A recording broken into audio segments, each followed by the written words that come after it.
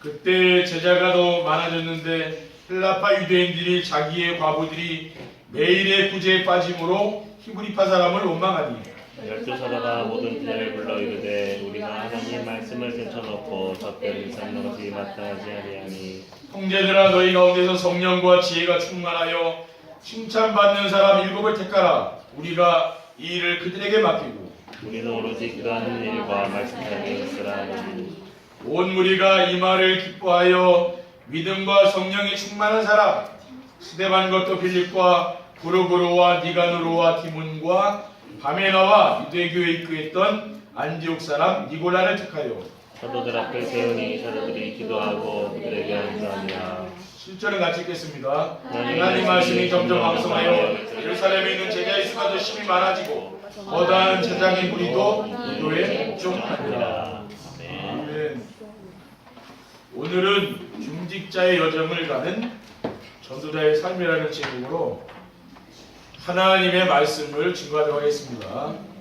할렐루야. 교회에 계신 성도님들과 인사 나누겠습니다. 전도자의 삶으로 현장을 바꿉시다. 전도자의 삶으로 현장을 바꿉시다. 전도자의 삶으로 현장을 바꾸는 교회를 만듭시다. 전도자의 삶으로 한 주간 전도자의 삶 속에서 행복한 삶을 보내셨습니까? 지난 9월에는 흐름을 하는 행복과 전도자의 삶을 통해서 결론은 우리 인생의 작품을 남기게 되리라는 말씀을 주신 하나님께서 10월에는 알고 가는 행복한 전도자의 삶에 대한 말씀을 주고 계십니다. 지난 주일에 전도자의 여정을 하는 행복과 전도자의 여정을 가는 전도자의 삶이라는 말씀을 주신 하나님이 오늘은 중직자의 여정을 아는 행복과 중직자의 여정을 가는 전도자의 삶이라는 말씀을 주셨습니다. 여정이 뭐라고 했습니까? 어떤 목적에 이르기 위해서 반드시 거쳐야 하는 과정이라는 거죠. 우리가 지금 당하는 그러한 어려움이라는 것은 뭡니까? 당연히 이제 와야 되는 거고 필연적으로 오는 것이며 절대적으로 와야 될 일이라 그 말입니다. 왜냐 우리는 세계 복음화를 위해서 지금 여정을 하고 있는 거 아닙니까? 그러므로 자기 인생의 여정을 안다는 것은 자신의 미래를 다 안다는 것입니다. 지금 내가 조금 고난당하고 욕과 같이 어려운 문제를 만났더라도 뭡니까? 우리 미래를 볼 때는 그거는 그렇게 다 발판이 되는 거죠. 그렇죠? 네. 자신의 미래를 안다고 모두 행복하겠습니까? 그거는 아닌 것입니다. 그런데 중직자의 여정을 아는 행복이라고 하시는 것을 보면은 중직자에게는 행복이 보장이 됐다는 말이죠. 왜냐? 지금 강단에서 계속 행복에 대한 메시지가 나오잖아요. 그건 뭡니까? 여러분의 인생이 지금 어떻더라도 앞으로 미래에는 행복한 삶이 보장된다는 말 아니죠. 맞잖아요. 그게 바로 하나님이 여러분에게 원하는 게 인생의 방향이거든요. 왜냐? 여러분이 강단에서 어떤 메시지를 듣느냐에 따라서 이게 인생이 바뀐다니까요. 슬픈 메시지 여기서 해봐요. 인생이 그렇게 가는 거예요. 근데 여기 행복에 대한 메시지를 들으면은 진짜 행복하지 않은 사람들이 행복해진다는 말이죠. 불안한 가정이 오늘 그 행복한 가정으로 바뀌어요. 왜? 이 메시지가 선포되니까 그 방향으로. 그렇게 가는 거지. 그러므로 전도자의 삶이란 행복이 보장된 중직자의 여정을 가는 것이라는 말씀입니다. 왜 그렇습니까? 첫 번째, 중직자의 여정을 가는 전도자의 삶이란 무엇입니까? 중직자의 여정이란 하나님의 언약의 흐름을 알고 따라가는 것입니다. 그러니까 하나님은 어느 시대든지 언약을 붙잡은 중직자들과 함께 하셨죠. 성경에 노아라는 중직자가 나오잖아요. 창세기 6장 8절에 9절에 보면 세상 사람들이 다 하나님의 은혜를 모르고 있는데 멸망 가운데 있을 때에 그러나 노아는 여호와께 은혜를 입었다 그랬어요. 저와 여러분 은혜 받은 자 아닙니까? 그렇죠? 아멘. 노아는 의인이요 당대의 완전한 자라. 그는 하나님과 동행하는 사람이라 했어요. 창세기 6장 14절에 보면 너는 고페르 나무로 너를 위하여 방주를 만들되 그 안에 칸들을 막고 역청을 간파하게 칠하라고 했습니다.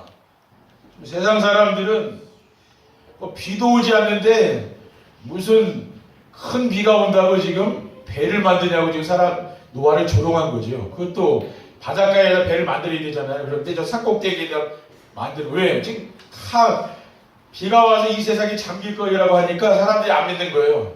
이렇게 지금 살기 좋은 세상이 왜 망하냐 그런 겁니다. 근데 실제로 보면은 노아의 말이 맞았거든요.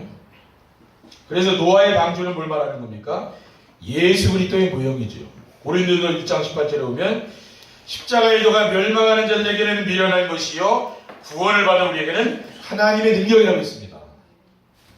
세상 사람들은 뭐 예수 믿냐 조롱하잖아요. 근데 그게 아니에요. 예수 안 믿으면 멸망받는 겁니다. 하나님의 언약을 붙잡은 중직자는 시대적인 축복을 받았습니다. 일부에서도 나왔듯이 창세기 12장 1절에 3절에 보면 너는 너의 고향과 친척과 아버지의 집을 떠나 내가 내게 보여줄 땅으로 가라. 내가 너로 큰 민족을 이루고 내게 복을 주어 내 이름을 창대하게 하리니 너는 복이 될지라고 했습니다. 하나님이 중직자인 아브라함을 부르셨잖아요. 그래서 하나님은 아브라함 가문에 복을 주신 것이죠. 하나님 왜 여러분을 부르셨습니까? 여러분 가문에 복을 주려고 부른 거 아니겠습니까? 네. 이 시대의 언약이 무엇입니까? 오직 복음, 또 렘넌트, 세계복음화입니다. 이사야 6장 13절에 보면 그 중에 10분의 1이 아직 남아있을지라도 이것 또한 폐기 될 것이나 밤나무와 상수리나무가 배임을 당하여도 그 그루터기는 남아있는 것 같이 거룩한 시가 이 땅에 그루터기니라. 그러니까 세상이 다 망해도 렘넌트 그루터기는 살아남는다 그 말이에요. 그래서 우리는 뭡니까? 오직 복음에 올인하는 거죠. 다른 데 올인하는 게 아니에요. 오직 복음. 그리고 렘넌트 사역에 집중하는 겁니다. 그리고 세계복음화에 방향을 맞추고 사는 것이죠. 이것이 바로 중직자의 여정입니다. 그리고 중직자의 여정을 가는 전도자의 삶이란 무엇입니까? 중직자의 여정이란 하나님의 비전에 방향을 맞추고 따라가는 겁니다. 하나님의 비전이 무엇입니까? 복음이 모든 민족에게 증거되는 세계복음화를 말하는 거예요. 마태복음 28장 18절 6절에 하늘과 땅의 모든 것을 내게 주셨으니 그러므로 너희는 가서 모든 민족을 제자로 삼아 아버지 아들과 성령의 이름으로 세례를 풀고 내가 너희에게 분부 모든 것을 가르쳐 지키게 하라. 볼지어다 내가 세상까지 너희와 항상 함께 있으라고 했습니다. 모든 민족을 제자 삼으라고 했잖아요. 그리고 중직자는 현장에서 복음을 회복하고 복음으로 답을 주는 영적 서밋이 되어야 된다. 왜? 지금 우리가 사는 현장에는 복음이 끊어져 있잖아요. 하나님이 왜 중직자를 부렸다고 했습니까? 복음 회복하려고. 여러분 가문의 복음 회복하고 또 여러분 뭡니까? 정말 우리 교회가 복음 회복하고 그래서 부른 거죠. 그리고 중직자는 기능 서밋이 되어서 가이오와 같이 전도자의 십주인 역할을 해야 됩니다. 로마서 16장 23절에 보면 나와 온 교회를 돌보아주는 가이오도 너희에게 무난하고 이성의 제무가 에라스도와 형제 부하도도 너희에게 무난하느니라. 그러니까 온 교회의 그 십주인 역할을 하는 사람이 누굽니까? 그 사람은 가이오인데 이 사람이 중직자죠. 그러니까 우리 중직자들은 뭡니까? 앞으로 이런 응답을 받을 사람들이군요. 그렇죠. 네. 그러니까 이런 중직자가 교회에 한 명만 나와도 되는 거예요. 이 말씀에 순종하고 여러분이 말씀 따라가다 보면요 하나님이 경제 축복 주십니다. 그게 진짜 응답이죠. 내가 노력해서 큰 돈을 버는 것보다는 저 하나님이 나에게 주시는 그 부어주시는 그 응답을 받아야 되는 겁니다. 그리고 중직자 여정을 가는 전도자의 삶이란 무엇입니까? 중직자 여정이란 하나님이 언약과 비전을 자신의 꿈으로 잡고 사는 거죠. 중직자의 언약과 비전은 무엇이라고 했습니까? 교회를 살리는 삼제자가 되는 거예요. 그게 바로 중직자의 여정입니다. 그래서 목사님과 교회를 위하여 자신의 생명을 걸고 돕는 비밀결사대가 되는 거죠. 그게 바로 브리스길라 아브라함과 그런 사람 아닙니까? 그리고 렘넌트를 도와주는 렘넌트 미니스트리가 있어요. 또 평생 렘넌트로 해서 헌신하는 사람들이 있잖아요. 그런 사람이 되면 됩니다. 중직자는. 그리고 모든 내 인생을 성전을 건축하는 데 올인하는 홀리메이슨이 되는 거예요. 이게 바로 중직자가 받아야 될 축복이죠. 여러분이 정말 교회에서 어느 누구도 모르는 비밀결사대 있잖아요. 이런 사람이 되든지 또 렘넌트 미니스트리가 되든지 홀리메이슨이 되든지 한 가지 하면 되는 거예요. 그리고 현장을 살리는 3기업의 주역이 되는 겁니다. 자립하지 못한 복지 대상자들을 도와주는 것이 바로 사회적인 기업이죠. 그리고 모든 수입을 선교를 위해서 올인하는 선교적인 기업을 만드는 겁니다. 그리고 지역의 흑암 문화를 바꾸는 문화적 기업을 만드는 거예요. 이거 바로 중직자가 받아야 될 응답이에요. 그리고 시대를 살리는 삼서밋을 키우는 주역이 되는 것입니다. 삼서밋이 무엇이라고 했습니까?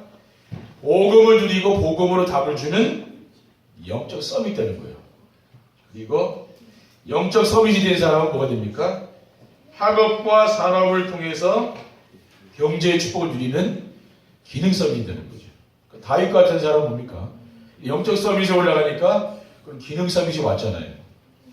돌팔매를 가지고 골리앗과의 싸움에 승리하지 않습니까? 이스라엘의 왕이 되잖아요. 그리고 지역의 흑암 문화를 복음 문화로 바꾸는 문화 서밋이 되는 거죠. 이 지역에 지금 우상 문화들이 크게 일어나지 않습니까? 이걸 복음 문화로 바꿔야 될 거 아니에요. 그게 누가 하는 겁니까? 우리 중직자들이 응답을 받으라. 문화 서밋이 되면 되는 거예요. 두 번째, 중직자의 여정을 가는 전도자의 삶을 살려면 어떻게 하면 됩니까? 언약의 흐름을 알고 언약을 따라가야 됩니다. 성경과 역사는 언제든지 언약이 희미했다가 언약이 회복되었다를 반복했어요. 그게 바로 역사입니다. 그래서 시대마다 언약이 없어졌을 때, 하나님의 언약이 없어질 때 전쟁과 재앙이 터졌죠. 그래서 중세시대는 암흑시대잖아요. 천주교의 교권이 세상을 장악하고 있을 때입니다. 근데 그 이후에 뭐가 터졌습니까? 1차 대전, 2차 대전이 터졌잖아요. 큰 전쟁이 터진 겁니다. 많은 사람이 죽었잖아요. 왜? 복음이 끊어졌기 때문에. 근데 우리가 살고 있는 이 시대도요, 지금 교회는 많지만은 이 원색 복음을 전하는 교회는 많지 않은 거예요. 복음이 희미하니까 계속 우리나라에도 뭐 재앙이 터지잖아요. 동성애하자고, 합법화하자고 사람들이 막 일어나지 않습니까? 그럼 우리 후대들이 앞으로 정말 동성애하고 그러면은 어떻게 되겠습니까? 그렇죠? 남자가 결혼하고 여자가 여자끼리 결혼해서 살게 되면은 이 세상이 어떻게 되겠습니까? 소돔과 고모라가 그런 거 아닙니까? 그렇죠?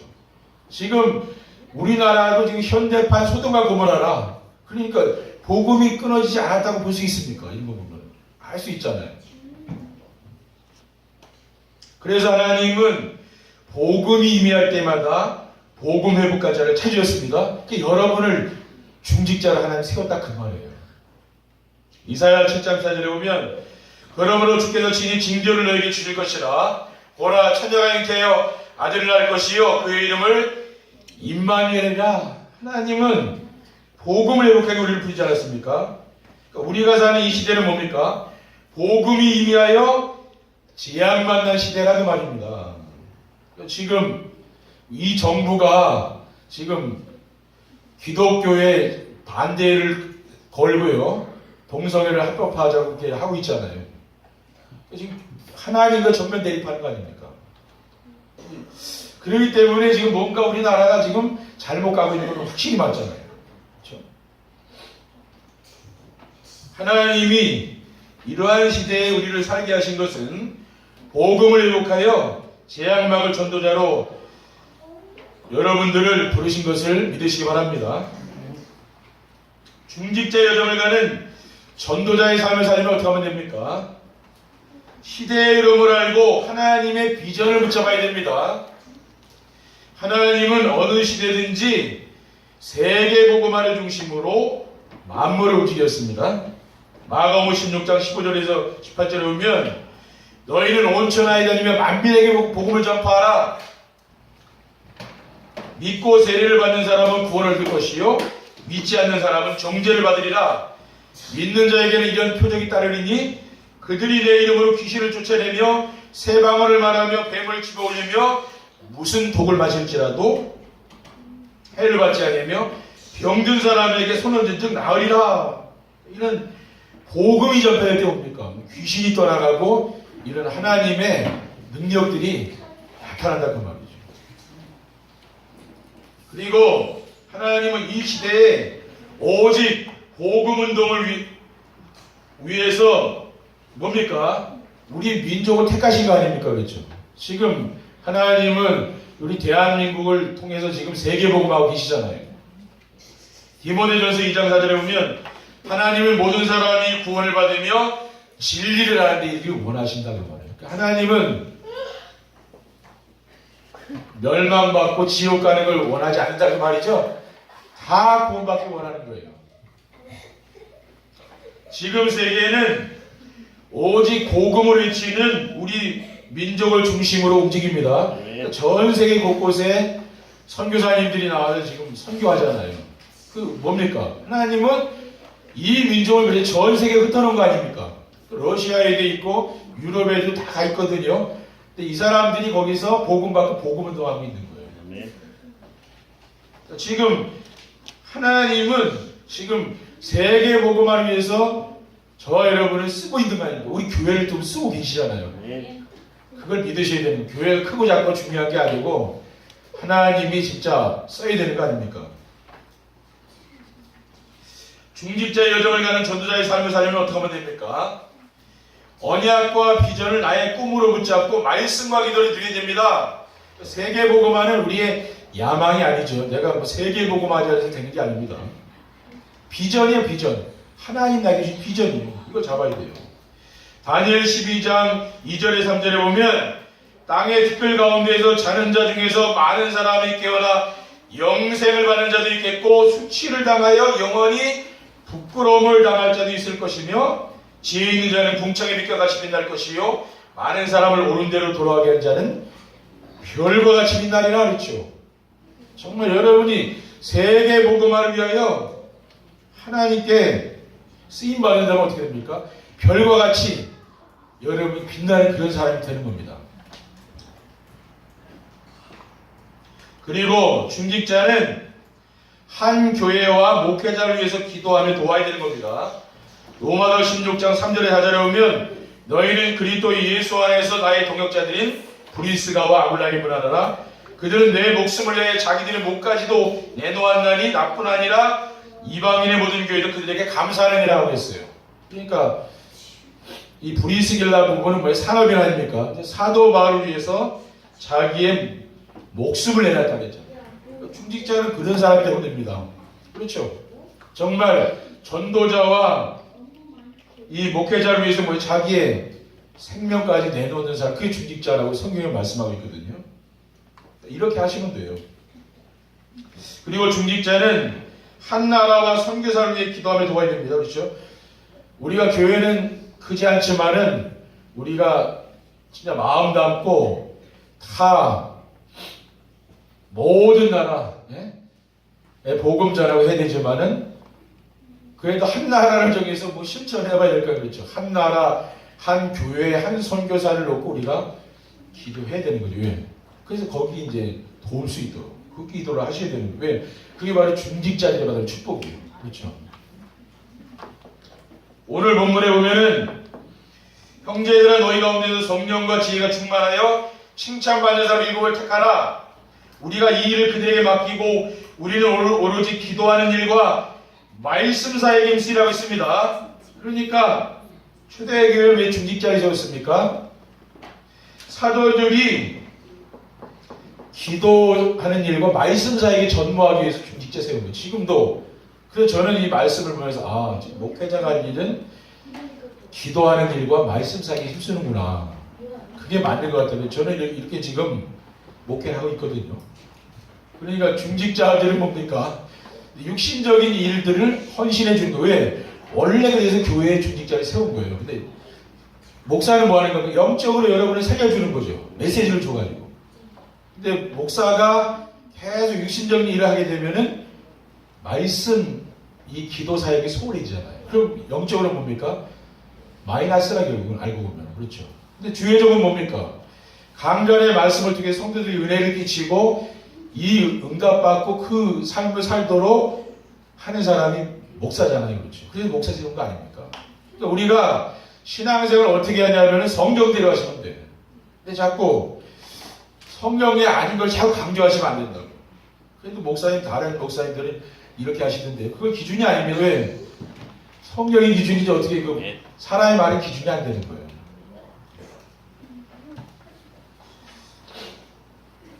온 무리가 이 말을 기뻐하여 믿음과 성령이 충만한 자는 스데반과 또 빌립과 부르그로와 니가노르와 디몬과 바메나 유대인이 입교했던 안디옥 사람 니고라를 택하여 사도들 앞에 세우니 사도들이 기도하고 그들에게 안수하니라. 그래서 7 집사를 세웠거든요. 믿음 충만 또 성령 충만 한 사람을 세웠다 그랬어요. 그러니까 앞으로 우리도 뭡니까? 중직자들을 이제 장로도 세우고 다 세워야 될 거 아니에요. 그렇죠? 왜?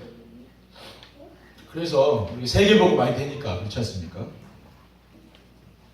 세 번째 결론입니다. 중직자의 여정을 가는 전도자의 삶을 살게 되면 어떻게 됩니까? 자기 중심에서 벗어나서 그리스도 중심이 됩니다. 대부분 나 중심으로 있으면 내가 상처받기 쉽죠. 예. 근데 나니까. 근데 이게 그리스도로 바뀌게 됩니다. 중직자의 여정을 가는 행복한 삶을 살게 되면은 자신의 생각을 버리게 되는 거죠. 근데 사람들은 생각이 많잖아요. 염려 걱정. 근데 이거는 버리라고 말이에요. 그리고 여러분이 감자를 통해 떨어지는 하나님 말씀 있지 않습니까? 이 말씀에 순종하면서 따라가시라니까요. 그럼 저는 이렇게 정시예배하면서 이 말씀을 듣고 묵상하고 이 일을 하니까 별로 걱정할 일이 없더라고요. 왜 그렇습니까? 늘 하나님의 말씀을 가까이 하니까 그래요. 여러분들도 염려, 걱정, 막 근심 이런 거 쌓이는 분들 있죠? 자꾸 메시지를 들으시라니까 그러면서 정시예배를 해봐요. 그리고 우리는 어떤 방향으로 나가냐면 우리 교회는요. 다른 사람이 뭐라 해도 우리는 강단 말씀으로 그냥 가는 거예요. 개가 짖어도 뭡니까? 새벽은 오는 겁니다. 그렇죠? 닭이 울면 새벽이 오듯이 똑같은 거예요. 그러니까 강단의 말씀을 따라가는 제자를 찾는 거예요. 그렇죠? 조성희 집사님 말씀하셨듯이 내가 순수하게 이 말씀을 따라가다가 하나님이요 사람을 붙여줘요. 그러니까 우리가 전도하자니 그 말이 아닙니다. 그렇죠? 부담가게 그 말이 아니고 내가 이 언약의 말씀만 따라가도 하나님이요 내 중심을 아시고 거기에 영혼을 붙이면 그게 맞다는 거예요. 근데 내가 자꾸 뭐 하려고 그러는 건 복이거든요. 사람이 피해간다니까 오다가 왜? 하나님 안 고쳐요.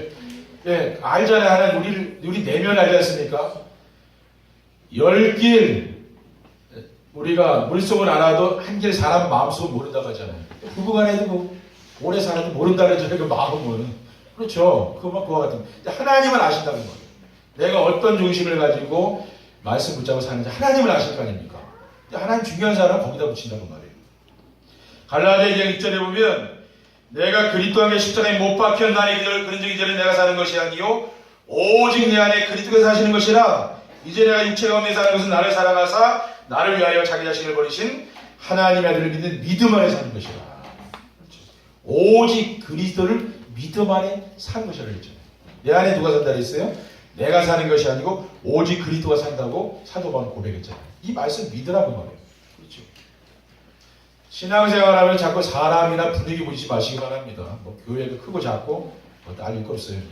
큰 교회 간다 해서 메시지가 불가능합니다. 그렇죠? 또 작은 교회 다닌다 해서 또 메시지가 시원치 않은 것도 아니에요. 우리 작은 교회가 메시지 좋은 데가 많아요. 그렇죠?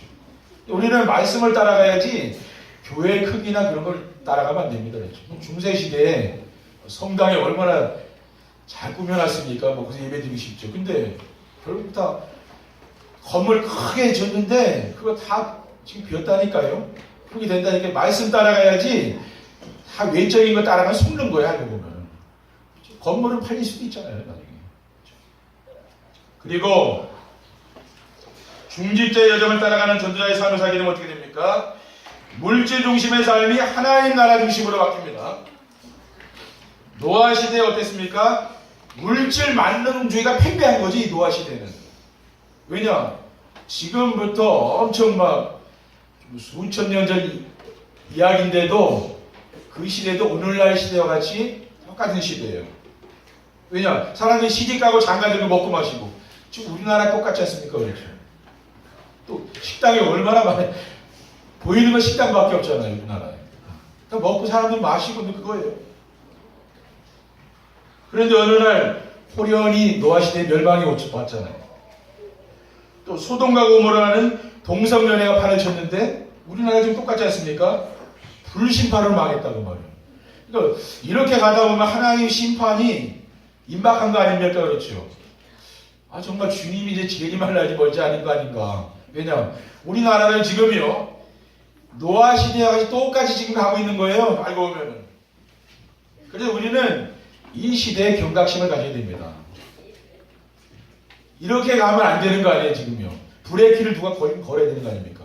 그런데 교회에서밖에 걸어줄 게 없는 거예요. 네, 세상 지도자들은 다 여론을 중시하기 때문에 표가 되면 다 하지 않습니까? 그렇죠. 다 받아주는 거예요. 근데 교회에서만큼은 진리의 말씀을 사수해야 되잖아요. 그렇죠. 초대교회는 생명 걸고 사수하지 않았습니까? 죽은 목숨 내놓고. 지금 앞으로 시대도 그러한 시대가 오지 말라는 법이 없다는 말이죠. 그래서 로마서 14장 17절에 보면 하나님의 나라는 먹는 것과 마시는 것이 아니요 오직 성령 안에 있는 의와 평안과 희락이다.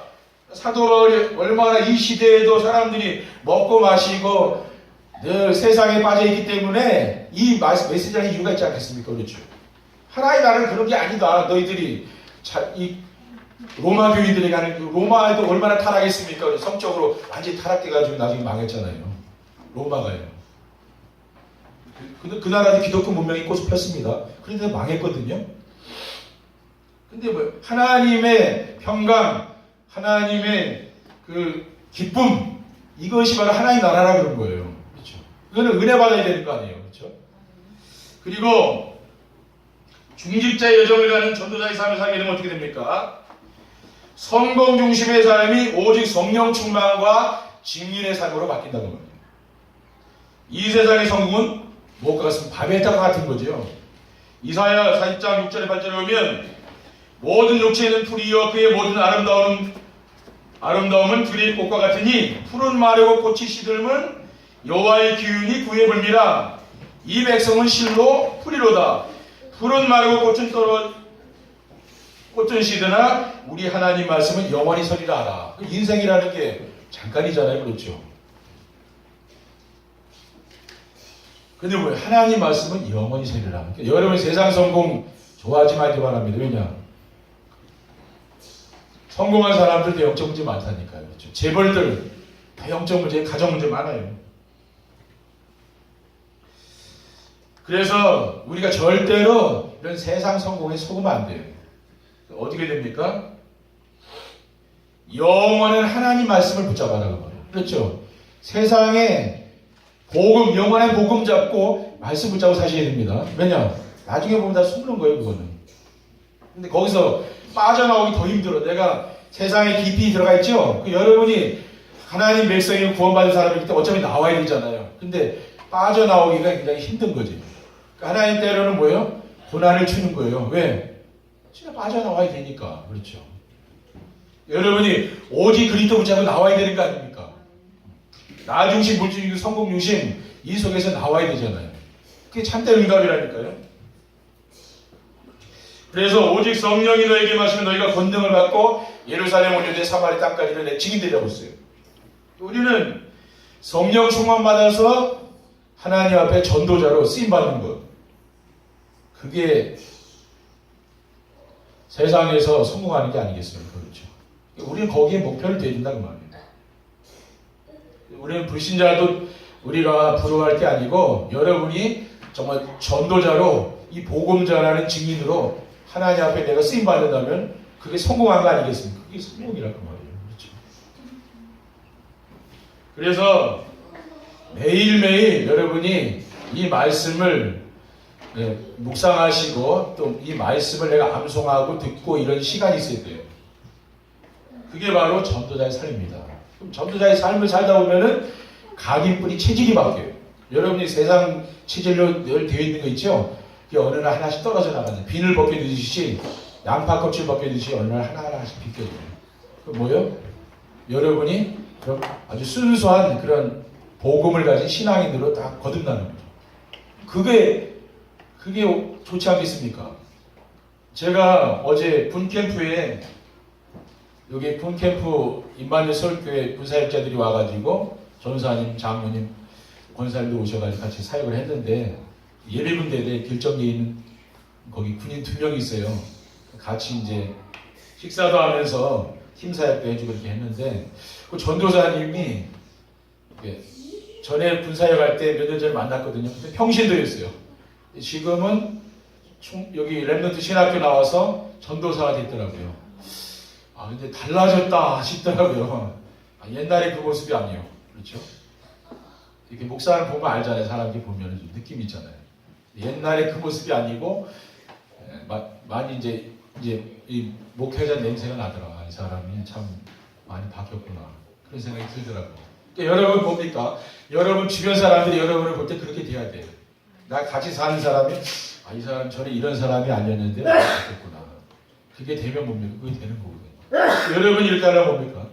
계속 전도자의 삶 집중하시면 돼요. 그럼 어느 날 바뀝니다. 그렇죠? 바뀐다니까요. 네, 여러분 인생에 정말 참된 소망을 전도자의 삶에 두시기 바랍니다. 그렇죠? 복음으로 여러분이 행복하게 살고 또 전도자의 삶을 통해서 전도가 되고 여러분 삶을 통해서 제자가 나온다. 그러면 되는 거 아니겠습니까? 그러면 그게 인생 성공 아닙니까? 저는 그렇게 보고 있는 거예요. 이번 한 주간도 정말 여러분의 삶의 여정 속에서 하나님이 함께하는 축복을 누리시는 귀한 증인들이 되시기를 주님의 이름으로 축원드립니다. 기도하겠습니다. 하나님 감사합니다. 오늘 주신 귀한 언약의 말씀을 우리가 굳게 붙잡고 우리의 마음과 영혼 속에 담는 귀한 축복을 누릴 수 있도록 인도해 주옵소서. 예수 그리스도의 이름으로 기도드립니다. 아멘.